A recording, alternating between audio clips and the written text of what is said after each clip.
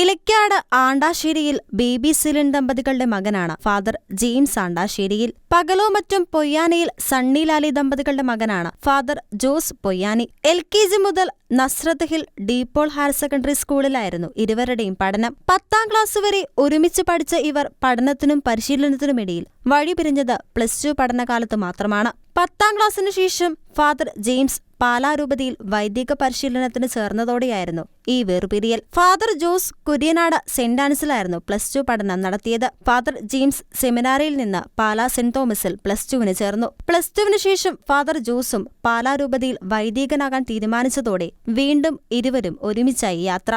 ഈശോ എത്ര വിലപ്പെട്ടതാണെന്ന് ലോകമറിയണമെങ്കിൽ നമുക്ക് വിലപ്പെട്ടതെല്ലാം ദൈവത്തിന് കൊടുക്കണമെന്നും അപ്പോഴാണ് ഈശോ എത്ര വിലപ്പെട്ടതാണെന്ന് ലോകത്തിന് തിരിച്ചറിയാൻ സാധിക്കൂ എന്നും പാലാ രൂപത അധ്യക്ഷൻ മാർ ജോസഫ് കല്ലറങ്ങാട്ട് പിതാവ് വചന സന്ദേശത്തിൽ വ്യക്തമാക്കി.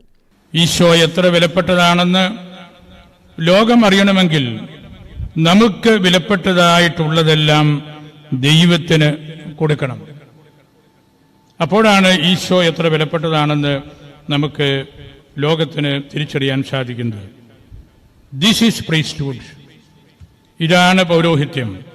വിലപ്പെട്ടതെന്ന് നമ്മൾ കരുതുന്ന കാര്യങ്ങളെല്ലാം ദൈവത്തിന് വിട്ടുകൊടുക്കുമ്പോൾ മാത്രമേ ഒരു ശമാശൻ അഭിഷിക്തനാകുന്നുള്ളൂ, വിശുദ്ധിയാകുന്ന തൈലം കൊണ്ട് അഭിഷിക്തനാകുന്നുള്ളൂ. ഈ സ്ത്രീ ഈശോയുടെ ശിരസ്സിലാണ് തൈലം പകർന്നത്. 1 കൊറിന്തോസ് 11:3 പൗലോസ് പറയുന്നു, മിശിഹായുടെ ശിരസ് ദൈവമാണെന്ന് നിങ്ങൾ അറിഞ്ഞിരിക്കണം. മിശിഹായുടെ ശിരസ് ദൈവമാണെന്ന് നിങ്ങൾ അറിഞ്ഞിരിക്കണം. അങ്ങനെ ഈ തൈലം പകർച്ചയിലൂടെ വലിയ അഭിഷേകത്തിൻ്റെ സന്ദേശവും ലോകം മുഴുവനും നമ്മുടെ സുവിശേഷം പ്രസംഗിക്കുമ്പോൾ ഓർത്തിരിക്കേണ്ട ഒരു കാര്യമാണ്. എല്ലാം കൊടുക്കണം, എല്ലാം ഈശോയ്ക്ക് കൊടുക്കണം എന്നുള്ള ആ കാര്യം നിരന്തരമായിട്ട് നമ്മൾ ഓർത്തുകൊണ്ട് വേണം ഈ കർമ്മങ്ങൾ ചെയ്യാൻ. അഭിഷേകം വലിയ ഒരൊഴുക്കാണ്. ഇവിടെ കൂടുതലും ചരിത്ര പ്രാധാന്യത്തോടു കൂടിയ ഒരു കാര്യമാണ്.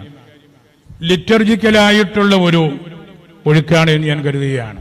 കുറവിലങ്ങാട് തീർത്ഥാടന ദേവാലയത്തിലാണ് പൗരോഹിത്യ സ്വീകരണവും പ്രഥമ ദിവ്യബലി അർപ്പണവും നടത്തപ്പെട്ടത്. നാം ഈശോയ്ക്ക് വേണ്ടി ഇറങ്ങിത്തിരിക്കുമ്പോൾ ഈശോ നമുക്കും നമ്മുടെ കുടുംബത്തിനു വേണ്ടിയും ഇറങ്ങിവരുമെന്ന് ഫാദർ ജെയിംസ് ആണ്ടാശ്ശേരി ഷെക്കിന ന്യൂസിന് നൽകിയ പ്രതികരണത്തിൽ വ്യക്തമാക്കി.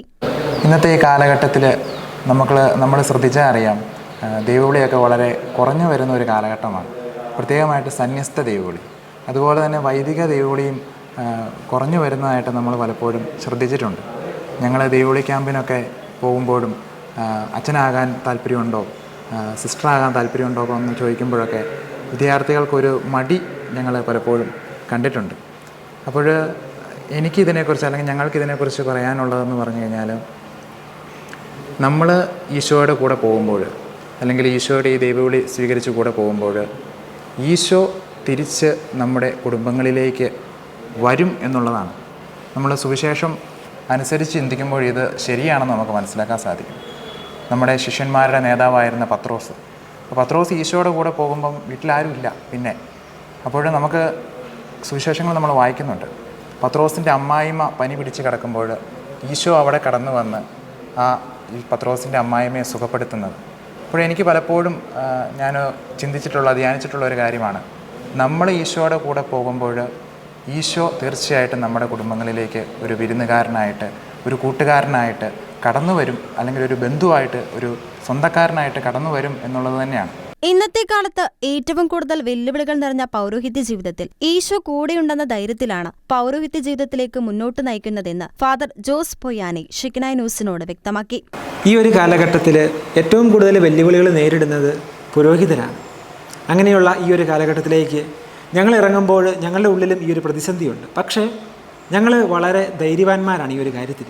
അത് മറ്റൊന്നും കൊണ്ടല്ല, ഞങ്ങളുടെ കൂടെ തമ്പുരാനുണ്ട് എന്നുള്ള ഒരൊറ്റ കാര്യമാണ്. അതുതന്നെയാണ് ഞങ്ങളുടെ ശക്തിയും. അതുകൊണ്ട് തന്നെ ഇനി മുമ്പോട്ടുള്ള ഈ ഒരു പൗരോഹിത്യ ജീവിതത്തിൽ ഈശോയുടെ കൈ പിടിച്ച് ഞങ്ങൾ നടക്കുമ്പോൾ അവിടുത്തെ ആ സ്നേഹം ഞങ്ങൾ അനുഭവിച്ച് അവിടത്തേക്ക് വേണ്ടി വേല ചെയ്യുമ്പോൾ അവിടുന്ന് ഞങ്ങളുടെ കരങ്ങൾ പിടിച്ച് കൂടെ ഉണ്ട് എന്നുള്ള ആ ഒരു വലിയ ധൈര്യമാണ് ഞങ്ങളെ മുന്നോട്ട് നയിക്കുന്നത്. 100-ലേറെ വൈദികർ നിലവിൽ സ്വന്തമായുള്ള കുറവിലങ്ങാട് ഇടവകയ്ക്ക് പുതിയതായി 2 വൈദികരെ ഒരുമിച്ച് ലഭിക്കുന്നത് ഇടവക അംഗങ്ങൾക്കും സന്തോഷം സമ്മാനിക്കുന്നു. ഷെക്കിനായ് ന്യൂസ്, കോട്ടയം.